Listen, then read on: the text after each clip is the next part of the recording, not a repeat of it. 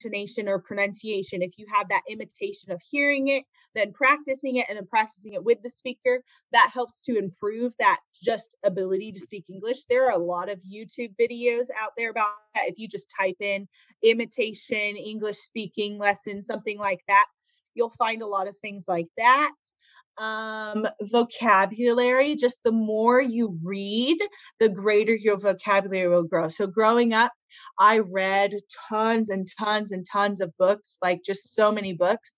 And I have a pretty broad vocabulary because of that. My English friends, right, who speak English quite frequently, they'll say, Miss Alexandra, you know a lot of different words. And it's just because I've encountered a lot, right? So if you read a lot of English, that will help you too. Is this helpful to you at all?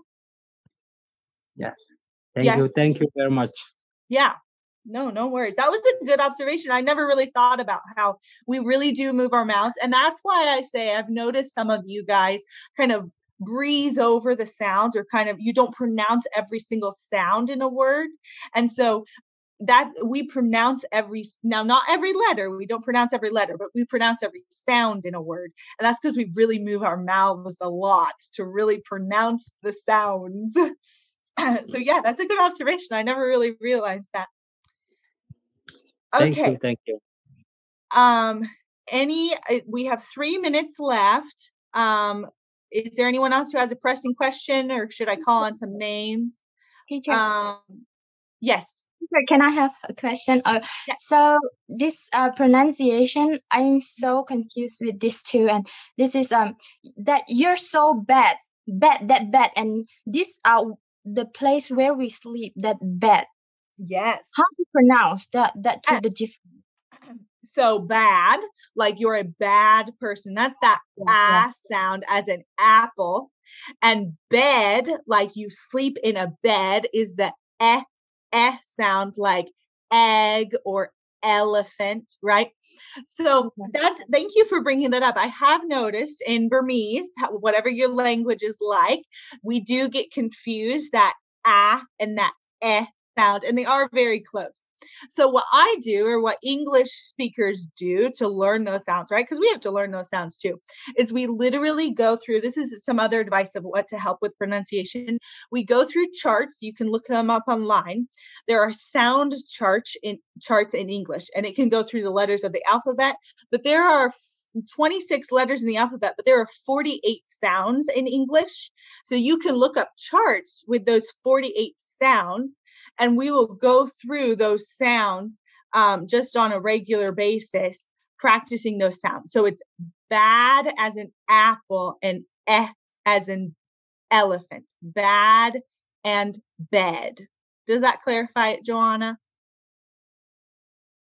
Yes. Okay. So much. No worries. Yeah. So if you practice those sounds on a regular basis, you can look it up online so that you can hear the sounds. And then once you kind of know what those sounds are, like some of my current students right now who are still learning like just sounds in English, we literally every day go over that sound chart. What are these sounds? And we practice the sounds. So that will help a lot too. Okay. Any other questions? Chin Chin, do you have a question? Or Lydia, do you have a question? Nyang, do you have a question? May or Hannah, do you have a question? Okay. Looks like we are good. Pastor Tiang, was there anything that you would like to add? Teacher, can I have a question, please?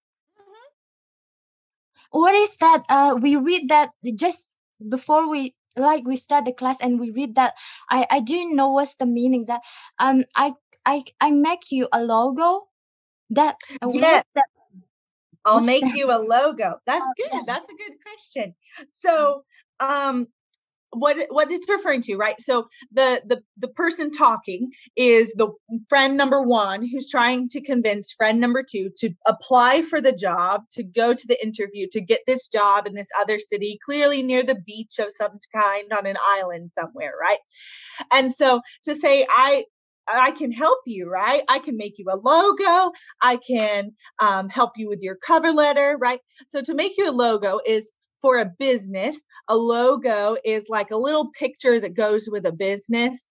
I'm not sure what you guys might have in Myanmar. Pastor Tiang, you might know better than me of an example of a logo that they might have a good reference to, because all the ones coming to my mind are like in America, like restaurants or things like that. But a logo is, it's just like a picture of something. So I can look something up online. So for example, there is a type of sports shoe in America that's called Nike.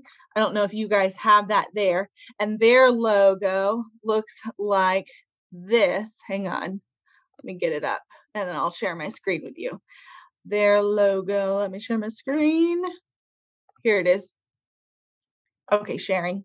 Their logo looks like this over here, right? So there's some examples of shoes, but like this is a logo and it goes on all their shoes. So it's just like a graphic design for your company. So the friend number one who's trying to convince friend number two is saying, hey, I'll make you a logo, right? I'll make a picture to go with your brand so that people will want to hire you or want to buy your thing. Good question. Mm-hmm. Teacher, can I have a question regarding to Jonah Boy?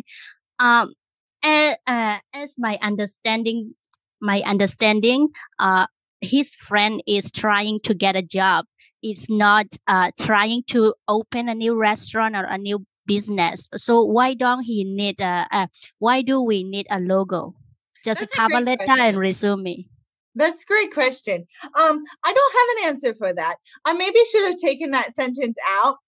It did bring up some good conversation. I took that conversation from someone else. I didn't make it up in my own brain. But I probably should have listened to my own brain. So that doesn't make a whole lot of sense. I suppose that if you're trying to, there's people who get jobs to be able to sell ideas or sell creations they've made or get a job to help on a sales team or something like that. So maybe if the job was a position for something like that. But thank you for clarifying. It doesn't make a whole lot of sense in that conversation. I'll have to take it out if I ever use it again. Thank you. Okay. I think that we're done. If there is any questions, I will take one more questions. Mm-hmm.